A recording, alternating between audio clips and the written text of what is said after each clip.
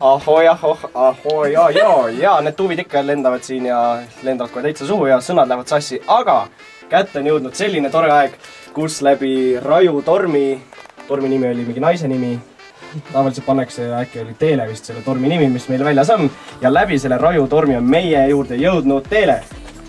Tere õhtust kõigile! Tere õhtust ka sulle! No nii, hakkame kohe küsima, kuidas sa siia said?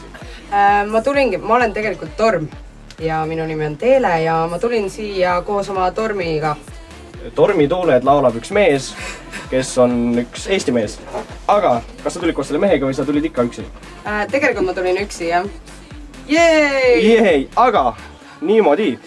Kohe mainin ära, et raadiokuulajatel on teil võimalus ka Teele käest küsimusi küsida, kui te midagi tahate. Aga nii Teele, räägi. Kuidas nendel on võimalus küsida minu käest? Nad saavad küsida niimoodi, et nad kirjutavad mulle Tre kodulehel. Väga hea. Kirjutage siis kõik küsimusi Tre kodulehele, palun. Jah, aga nii Teele. Nii. Sa ilmusid Eesti muusika tasandile või vähemalt kuulsuste sekka siin aasta jooksul. Kuidas sa sinna said? Mis ajal sa üldse laulmisega tegelema hakkasid? Ma tegelikult tahaks nagu parandada viga, et mina ennast kuulsaks ei pea, ma lihtsalt tegelen sellega, mis mulle meeldib ja niimoodi on sattunud, et see eluala, kus peal ma olen, see on nagu avalik, millest meedia kirjutab. See on nagu, lihtsalt see võib-olla teeb nagu nii öelda kuulsamaks selle asja. Aga lauljaks ma sain niimoodi, et ma hakkasin keskkoolis lihtsalt laulma. Ja siis sain aru, et laulmisel on mingi sügavam point ka sees, et kui sa neid sõnu edasi annad, siis keegi on need paberile pannud või nootidesse pannud oma sügavad tunded ja oma valu või röömustamise või midagi sellist. Et see ei ole lihtsalt sõnad ja beat. Sõnad ja beat. Ja hakkasid siis keskkoolis laulmisega tegelema. Kas sa laulsid ka tunni ajal? Ja ma laulsin tunni ajal ja muideks matemaatikatunnis sai alati pulli, et ma sain matemaatikaõpetajale selgeks teha, et ma matemaatikat kunagi mul vaja ei lähe, et ainult seda, mis põhikoolis õpitud, et see on nagu vajalik on ja poes on vaja arvestada, palju sai ja leib läheb kokku maksma ja nii edasi.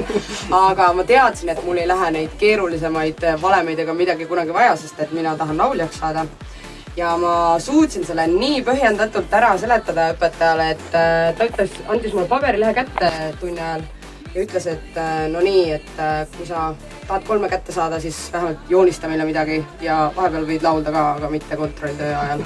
Ja mis sa siis joonistasid? Joonistasid tal ilusa pildi nootidest? Ei, ma absoluutselt ei oska joonistada. Ma tegin kriipsujukkusid, siis üritasin kujutada loodust. Et see on selline, ma paneks selle sinna abstraktse kunsti alla, selline väga mõistetamatu ja inetu. Okei, aga räägi parem meile sellest, et kuidas üldse sinna Staarisaates jõudsid? Staarisaates, et kas keegi soovitas, mingi sõber või sa ise läksid? Alati kõik asjad, mis mulle elus juhtuvad, tundub, et on ikkagi kellegi pushitud, ma ei tea, kas selle inimese nimi on saatus või keegi veel kõrgemal, ma ei kujuta ette.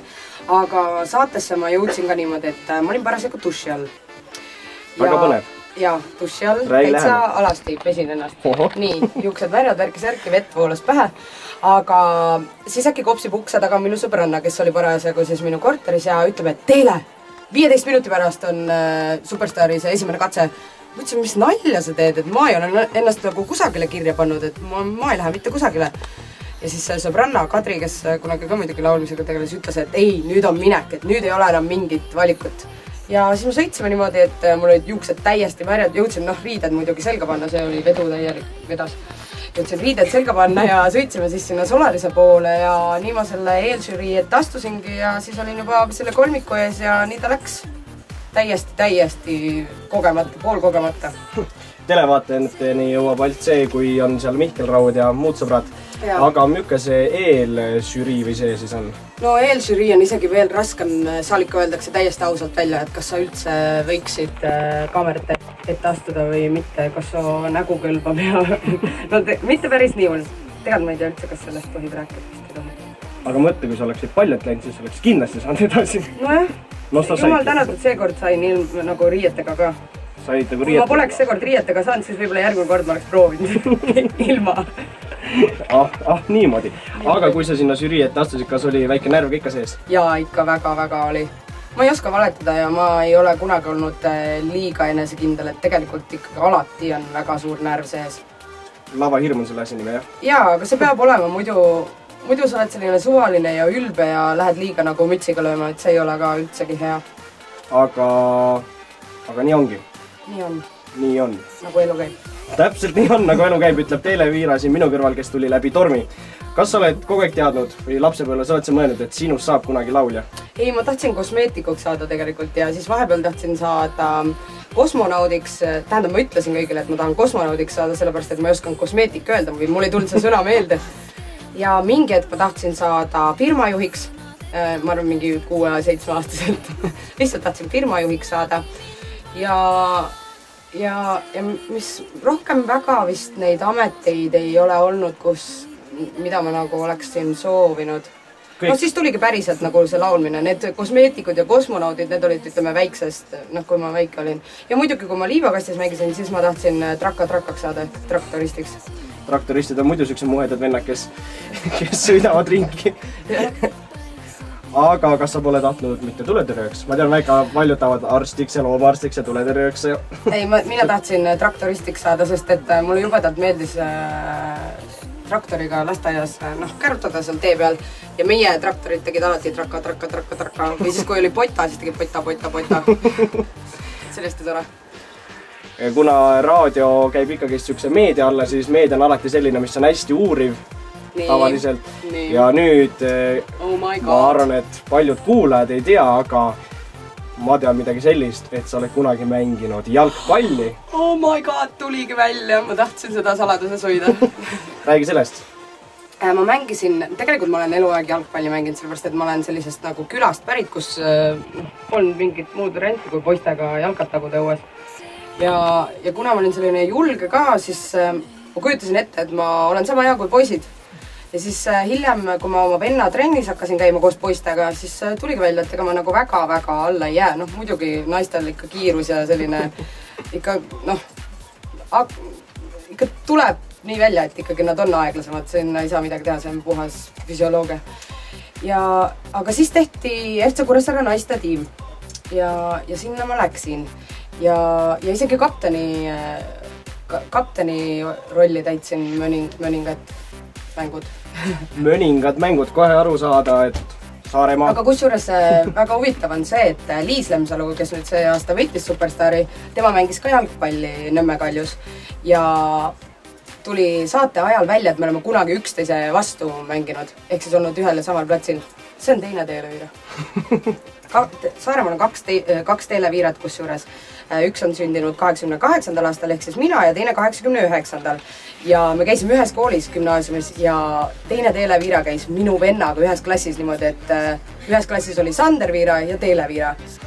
Ehk siis see on väga naljakas. Sellest ma võin ka väga palju rääkida kordi, kus ma olen hambaarsti juurde läinud ja öeldakse, hambaarst ütleb, et no nii Teele, et jätkame siit, kus poolel jäi, et sul oli veel 3 auku. Siis ma ütlen, ei ole, et ma ei ole käinudki veel, et ma tulin alles kontrolli. Et siis vedas, siis nad ei hakanud puurima nagu lihtsalt ehku peale. Tuli välja, et oli hoopis teise Televiira teema see. Aga nüüd kuulame ühe mõnusa tantsuloo ning pärast seda räägime veel ühest ja 2 Televiirast. Ja, aga teie, kirjutage meile, mida te tahate Teele käest teada, võite kõiki asju küsida. Ja tantsige. Ja tantsige ka. Tre Raadio. Vot siis selline laul oli just Tre Raadio eetris, kus olid kõik Eesti kuulsused ja sealhulgas ka Televiira. Jaa, Teele on see, kes meil tegid loos kaasa. Räägi sellest loos, kuidas see lugu sündis, kuidas sind just sinna valiti? Jah, ühel päeval sain kõne, et kas ma olen nõus Oti ja Genkaga koos lugu tegema. Ma olin nõus ja järgmise asjana ma olingi stuudios ja õppisin Genka näpu näidete järgi tegema nagu kõik räpperid teevad. Ja see tuleb nagu iga selle fraasi järgi tuleb nagu tantsi hommikuni. See on päris pull. Ja kaua aega selle loo salvestamisega aega läks? Väga vähe, me tegime paari tunniga. Tegelikult oli ju niimoodi, et mina tegin oma osa sisse ja see oli ikka, ma arvan, et kokku tehti seda ikkagi mitu päeva. Aga ütleme, selle minu osa salvestamisega läks paar tundi vist, 2-3 tundi. See oli siis siuke Regestiilis muusika äkki? Jah, sest et me mõtlesime tükk aega veel neid sõnu ka välja, et tantsi hommikuni, tantsi koidikuni ja siis see kolmas rida, see tegelikult kõige ägedam rida, et siit keegi enne kurat koju ei lähe, on ju. Seda me mõtlesime tükk aega ja lõpuks, kui ta tuli, siis meil oli jess, eureka, et see sobib üli hästi, et mitte keegi kurat ei tohi peolt enne ära minna, kui koidik käes. Oli päikest näed. Jaa, aga see oli sellise regestiilis lugu, et missugust stiili sulle meeldib ise kõige rohkem või mis stiilis muusikat sulle meeldib endal teha või laulda? Tegelikult mulle väga meeldib ikkagi selline vaiksem ja džässilikum muusika ka, et see on selline intiimsem väiksematel üritustel, et kui sa niimoodi silmast silma kellegile laulad. Aga samas mulle alati on meeldinud ka pidudel ikka reivida täiega koos rahvaga ja kõige ägedam ongi see, kui sa peol laulad ja täiega tuju on sees, siis hüppad mingi hetk lihtsalt rahvasse ja lihtsalt koos rahvaga nagu tunnetad seda pidu, et mitte ei ole nii, et sina oled nüüd staar ja rahvas on keegi rahvas, vaata. Et mulle meeldib, kui rahvas võtab mind ühena nendest, sest seda ma tegelikult olen. Aga kas sul meeldib rohkem laulda eesti keeles või inglise keeles või hoopis mõnes muus keeles? Inglise keeles meeldib, tunnen ennast kõige paremini, aga eesti keeles on väga äge laulda, kui on head sõnad. Et need peavad olema midagi erilist. Selles suhtes, et on väga häid sõnu, kus on peidetud võrdlused ja sellised, mis ikka panevad kuulama ja mõtlema, aga osad on sellised, et sina, mina, päike, liiv, see ei ole, ta on selline, kuidas ma ütlen, liiga lihtne võib-olla. Tuvid ikka lendavad siin. Aga just siin nädal või 2 läks käima üks saade Laulu pealinna. Laulu pealinna ongi. Laulu pealinna ongi ja sina oled selle saate juht. Jep, koos Martin Kuningaga. Ja kuidas sa sinna sattusid? Lihtsalt tuli üks päev kõne või kuidas? Tuli kõne, et kas sa saaksid tulla proovima, et kuidas nagu saatejuhi roll sobib kaamerate ees, et kaamera proovi. Seal olid ka teised näod, Liina Vahter oli ja siis oli üks Liis, kas ma ei mäleta ta perekonna nime. No igastahes oli veel seal ikka proovijaid ja poistas samamoodi nagu mitu varianti. Ja siis kuidagi ma selle kadalipu läbisin ja saatejuhiks sain.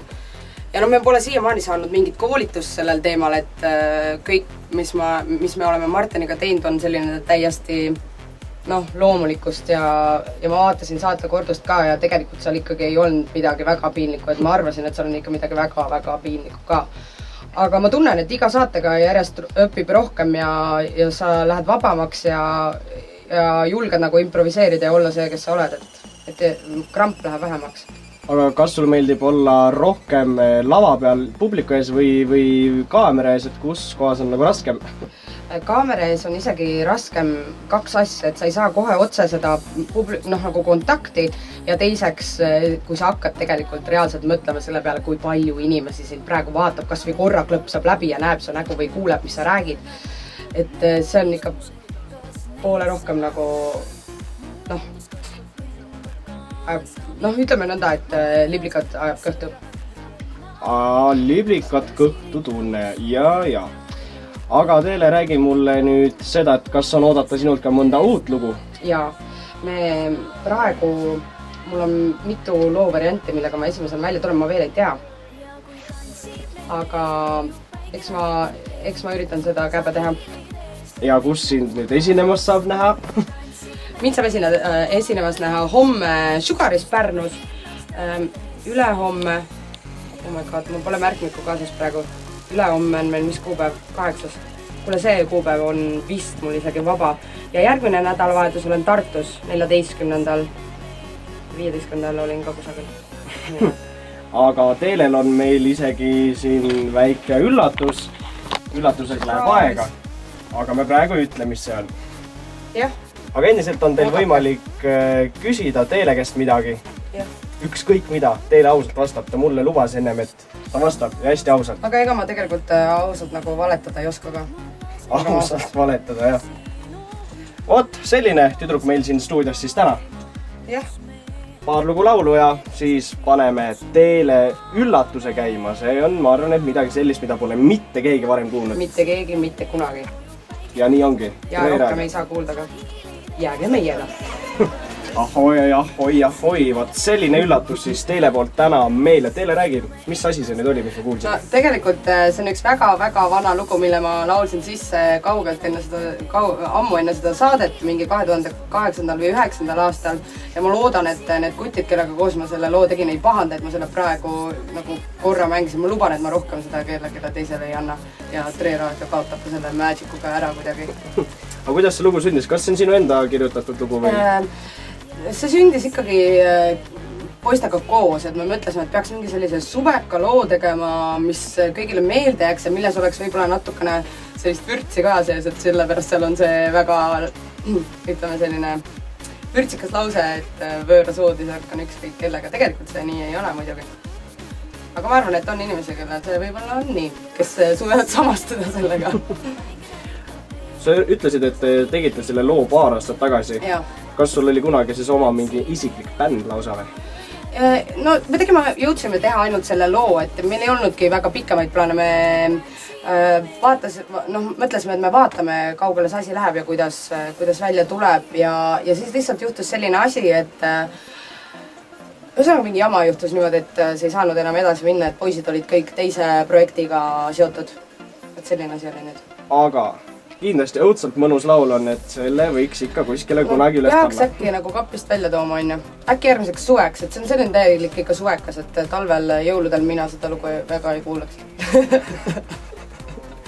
Kapist välja tulema. Ma tean, Tallinnas on üks koht, üks kapp on. Aga selleks peab ikka ennem kappi minema, kui kapist välja tulla saab. Jah, õnneks süksel talvisel perioodil, kui seda laulu ei kuula, siis on parem, keegi näe, kui sa välja tuled. Täpselt. Aga täna meie saates siin Teele Viira oli ja nii oligi. Teele soovib öelda nüüd lõpusõnad enda poolt. Ja aitäh, et meid kuulasite ja ma tahtsin öelda, et ma tõesti arvan, et Tre Raadio on üks ikka väga-väga hea raadio. Ja siis ma tahtsin veel tervitada oma venda ja Elari Valvast, aitäh teile, et te kuulasite. Ja kõiki kuulajaid muidugi. Olge rõõmsad. Aitäh. Tšau!